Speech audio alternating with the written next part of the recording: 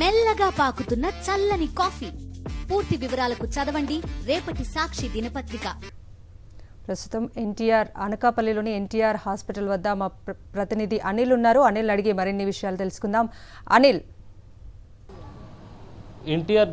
ఎన్టీఆర్ ఆసుపత్రికి సంబంధించి 5 మృతదేహాలు ఉన్నాయి. అనకాపల్లి జిల్లాలోని ఉన్నటువంటి ఈ 5 మృతదేహాలకు పంచనామా నిర్వహించేందుకు అధికారులు అన్ని ఏర్పాట్లు చేసుకున్నారు. ఇప్పటికే మృతుల తాలూకా కుటుంబ సభ్యులంతా కూడా ఒక్కొక్కరుగా ఇక్కడికి చేరుకుంటున్నటువంటి పరిస్థితి.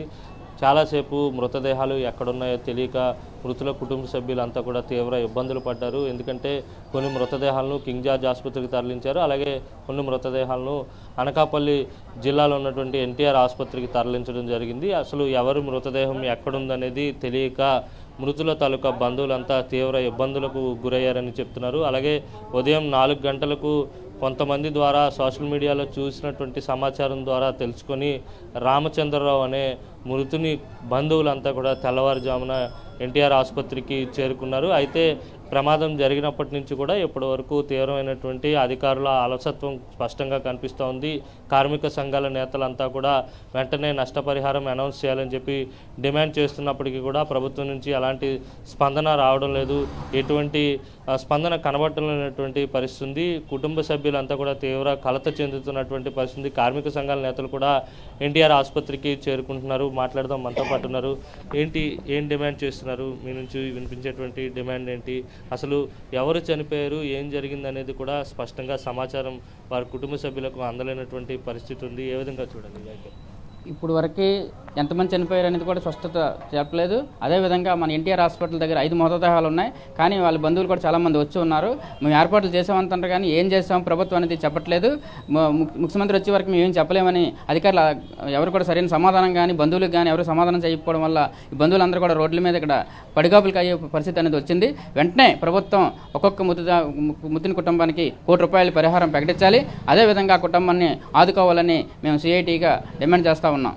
మీరు చెప్పండి, మీరు ఉదయం నుంచి ఇక్కడే ఉన్నారు కదా, మృతుల తాలూకా బంధువుల నుంచి మీకు వినిపించినటువంటి సమాధానం ఏంటి? ఏం చెప్తున్నారు? వారు అర్ధరాత్రి నుంచి కూడా పడిగాపులు కాసిన వారు చాలామంది ఉన్నారు. వారికి స్పష్టమైన సమాచారం లేదు. అలాగే కంపెనీకి సంబంధించినటువంటి ప్రతినిధులు ఎవరూ కూడా ఇక్కడ లేరు.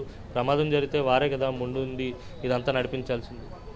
కంపెనీ ప్రతినిధులు ఈరోజే కాదు నిన్నటి నుండి కూడా ఎవరు లేరు. హాస్పిటల్ దగ్గర కూడా జూనియర్ హెచ్ఆర్ లాంటి వాళ్ళని వదిలేశారు తప్ప గాలికి వదిలేసినట్టే ఈరోజు పేషెంట్లను వదిలేసిన పరిస్థితి ఉంది. ఈరోజు ఇక్కడ 5 మృతదేహాలు ఉన్నాయి. కనీసం కంపెనీ ప్రతినిధి ఎవరు రావట్లేదు. టీవీల్లోని వాటిల్లో మేనేజ్మెంట్ స్పందించట్లేదు, ఫోన్ తీయట్లేదు. ముఖ్యమంత్రి గారి పేషీ నుంచి చేసినా, మంత్రి గారి పేషీ నుంచి చేసినా తీయట్లేదు అనేసి అంటున్నారు. అంటే మంత్రి పేషీ నుంచి ఫోన్ చేసినా తీయలేనంత అసమర్థ ప్రభుత్వం ఈరోజు ఉన్నదని చెప్పేసి మనం ప్రశ్నించాల్సిన అవసరం ఉంది. ఈరోజు ఇక్కడున్న మృతదేహాలు పోస్ట్ మార్టం చేయాలి. ఈరోజు దాన్ని డీకంపోజ్ అవుద్ది బాడీ. కనీసం ఇప్పుడు వరకు అఫీషియల్గా డబ్బులు ప్రకటన చేయలేదు. చెప్పడానికైతే పోలీసు వాళ్ళు ₹1 పరిహారం వచ్చింది, మీరు పోస్ట్ మార్టం చేయించండి అంటున్నారు. పోస్ట్ మార్టం చేసిన తర్వాత దిక్కెవరు ఉంటారు ఇక్కడ? కాబట్టి పోస్ట్ మార్టం కూడా ఎవరు చేయొద్దని చెప్పేసి మేము కూడా డిమాండ్ చేస్తున్నాం. ఎందుకంటే ₹1 నష్టపరిహారం అఫీషియల్గా ప్రభుత్వం చేయాలి. చంద్రబాబు నాయుడు గారు వచ్చే వరకు మేము ప్రకటించమని చెప్పేసి చెప్తున్నారు. చంద్రబాబు నాయుడు గారు విజయవాడలో కూర్చొని దీన్ని ప్రకటన చేయొచ్చు. ₹1 మేము పరిహారం ఇస్తున్నాం, గాయపడిన వాళ్ళకి ట్రీట్మెంట్ చేస్తున్నాం చెప్పడానికి కూడా ఆయన ఇక్కడి వరకు రావాల్సిన అవసరం లేదు. పరామర్శించడానికి రావడం మంచిదే, కానీ ప్రకటన చేస్తే ఈరోజు ఉన్న 17 మంది మృతదేహాలు ఈరోజు వాళ్ళ ఇంటికి వెళ్ళడానికి ఆస్కారం ఉంటుంది. దీనివల్ల చాలా డిలే అవుతుంది. ఇది చాలా నష్టం అనేది మేము అభిప్రాయపడుతున్నాం. దీని మీద వాళ్ళు ఏం ప్రకటన చేయకపోతే మేము ఆందోళన చేస్తాం.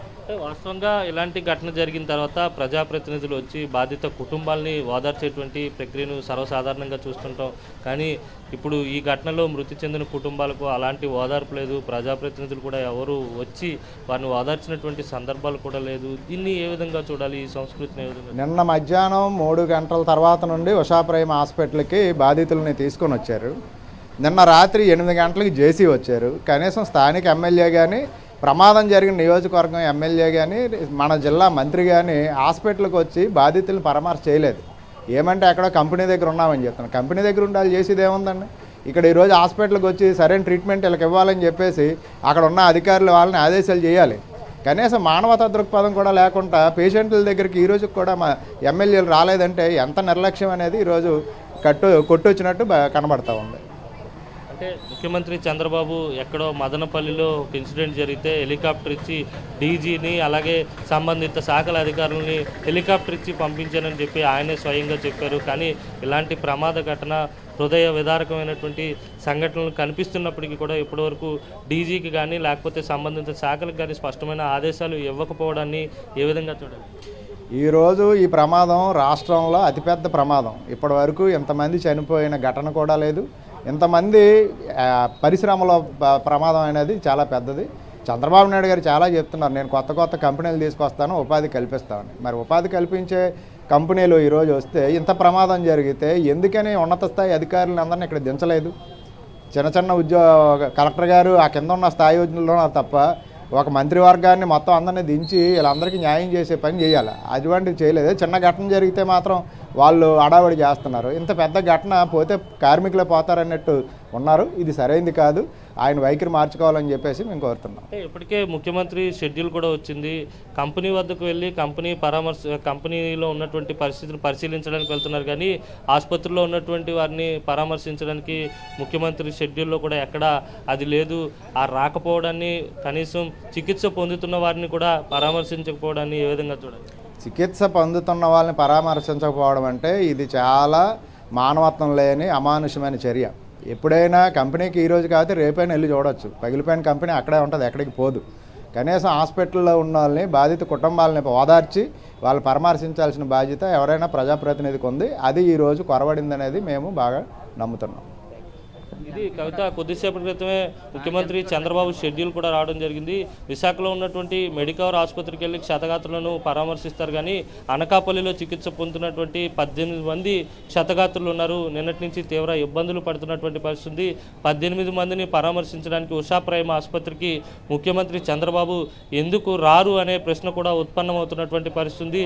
ఎసెన్షియా కంపెనీలో జరిగినటువంటి ప్రమాద ఘటన స్థలాన్ని పరిశీలించి ఏం చేస్తారు? బాధితులను పరామర్శించి, క్షతగాత్రులను పరామర్శించి వారికి భరోసా కల్పించాల్సినటువంటి ముఖ్యమంత్రి అనకాపల్లి ఎందుకు రావడం లేదనే ప్రశ్న కూడా వినపడుతున్నటువంటి పరిస్థితి అయితే ఉంది. అలాగే మరోవైపు ఎక్కడో మదనపల్లిలో ఫైల్స్ దగ్ధమైతే అలాంటి ప్రదేశానికి హెలికాప్టర్ ఇచ్చి డీజీని అలాగే సంబంధిత శాఖల అధికారులని పంపించినటువంటి ముఖ్యమంత్రి చంద్రబాబు ఇలాంటి ప్రమాద ఘటన జరిగి ఇంతమంది ఇబ్బంది పడుతున్నటువంటి సందర్భంలో ఉన్నప్పుడు కూడా అధికారులను ఎందుకు పంపలేదు, అధికారులకు ఎందుకు స్పష్టమైన ఆదేశాలు ఇవ్వలేదనే ప్రశ్న కూడా ఉత్పన్నమవుతుంది. చూడాలి మరి ముఖ్యమంత్రి చంద్రబాబు పర్యటనలో అనకాపల్లిలో చికిత్స పొందుతున్నటువంటి ఉషా ప్రైమ్ ఆసుపత్రిలో క్షతగాత్రులను పరామర్శిస్తారా లేదా అనేది మాత్రం వేచి చూడాల్సి ఉంది. Kavitha. Okay Anil, thank you.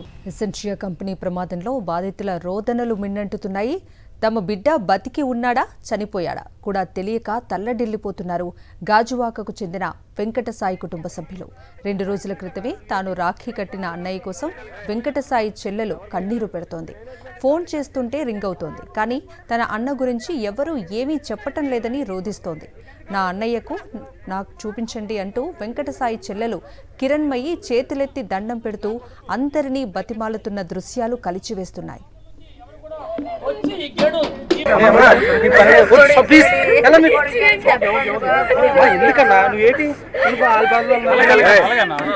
ఎవరు మేనేజ్మెంట్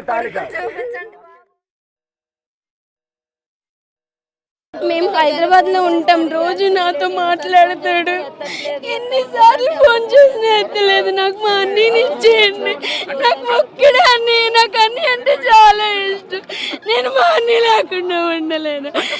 మా అన్నీతో నేను మాట్లాడలేదు ఒక్కసారి కూడా. 6 గంటలకు డ్యూటీ దిగాక చేస్తాడు, కానీ డ్యూటీ దిగలేదు కదా అనేసి మేము ధీమాగా ఉన్నాము. 4 గంటలకు తెలిసింది మాకు ఎలా ఫైర్ అయ్యిందని.